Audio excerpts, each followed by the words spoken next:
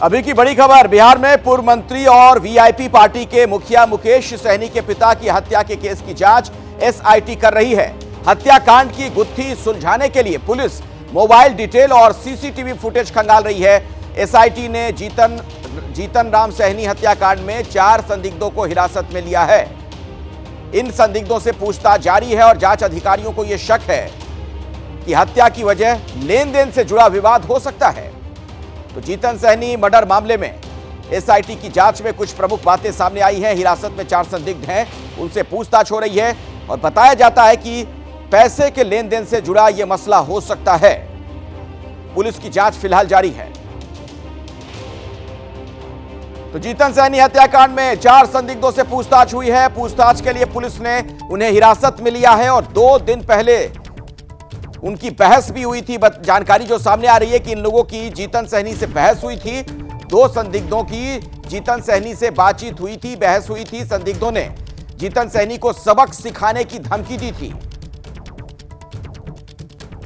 हमने जो है जिन लोगों को डिटेन किया उसकी बेसिस से पूछताछ चल रही है और एग्जैक्टली जो उसका कारण है वो जैसे ही सामने आता है तो हम आपको विद प्रॉपर एविडेंसेस हम उसको बताना प्रेफर करेंगे। अभी कई सारी थ्योरीज फ्लोट हो रही हैं, लेकिन एक बार जब हमें उसको बैक करने के लिए एविडेंसेस मिल जाते हैं तो ही हम उसको जो है आगे आपको बताओ। सीसीटीवी के आधार पर ही लोगों को डिटेन किया गया है। तो जो भी लोग कल रात को वहाँ पर मूवमेंट किए उन सारे लोगों से भी पूछताछ चल रही है। तो जैसे ही आता है एक स्टोरी जो भी उनकी तरफ से आती है, हमें एक बार क्लूज मिल जाते हैं, एविडेंसेस मिल जाते हैं तो आप लोग को हम बताते हैं।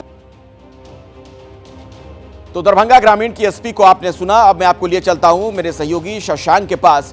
इस पूरे मामले पर उनकी भी लगातार नजर बनी हुई है। शशांक, ये जो पैसे के लेन देन से जुड़ा मामला बताया जा रहा है, ये वाला एंगल क्या है?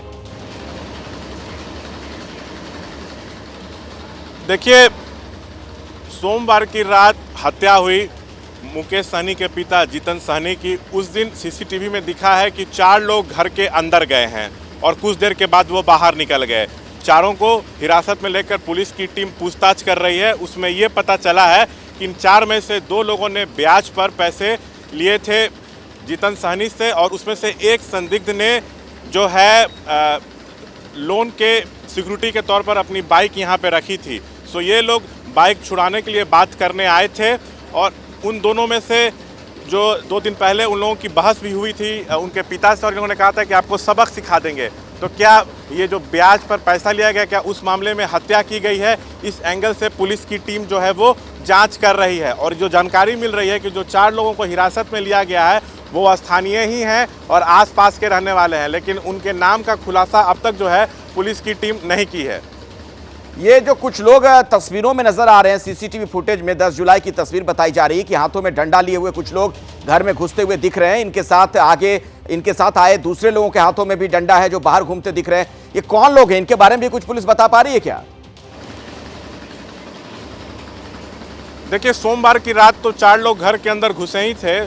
15 जुलाई थी उस दिन, लेकिन 10 तारीख का भी एक सीसीटीवी फुटेज सामने आया है जिसमें दिख रहा है कि कई लोग घर के बाहर डंडा लिए खड़े हैं और कुछ लोग अंदर गए भी हैं, फिर वो बाहर भी आ गए हैं। तो क्या वही लोग हैं जिनको हिरासत में लिया गया है, ये अभी क्लियर नहीं हुआ है, लेकिन पुलिस जांच कर रही है और जल्द नए खुलासे इस मामले में जो है सामने वो आ सकते हैं। जी, सीसीटीवी फुटेज इस पूरे मामले में शशांक ऐसा लगता है कि एक बहुत ही महत्वपूर्ण सबूत के तौर पर सामने आ सकता है।